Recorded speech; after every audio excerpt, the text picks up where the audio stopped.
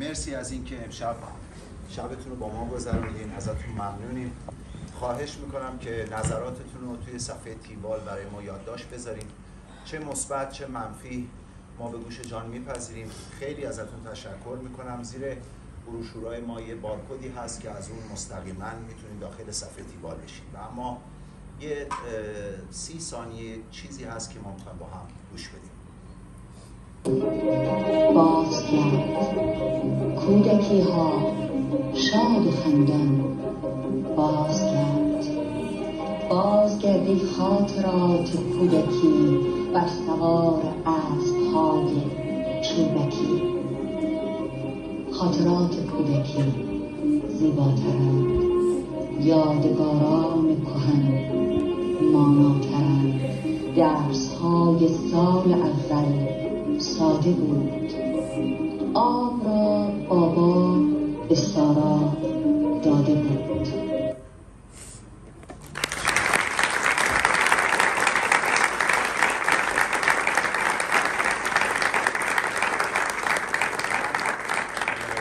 تشکر از همه هنرمندا و بازیگرا که امشب لطف کردن تشریف آوردن. برای اینکه کسی از قدم نیفته از همشون تشکر میکنم. ولی امشب ما خانم خامنه رو اینجا داریم که میگفتن برین عقب، ما هم گوش میکردیم. چشماتون ضعیف نشه، برین عقب و ما گوش میکردیم. مرسی که اومدید.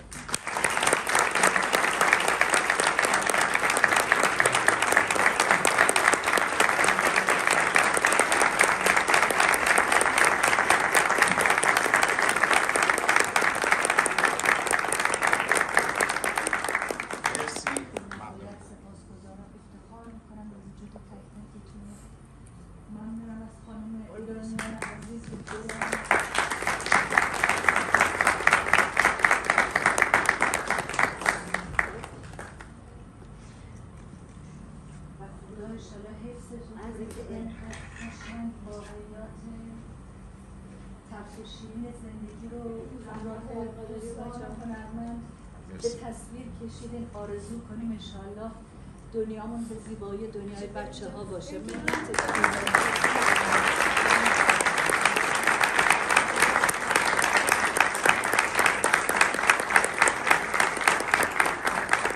مرسی، ممنونم. خواهش میکنم نظراتتون رو در تیوال برای ما یادداشت بذاریم، چون گروه بعدی اجرا داره ما تو حیاط شما ببینیم. مرسی.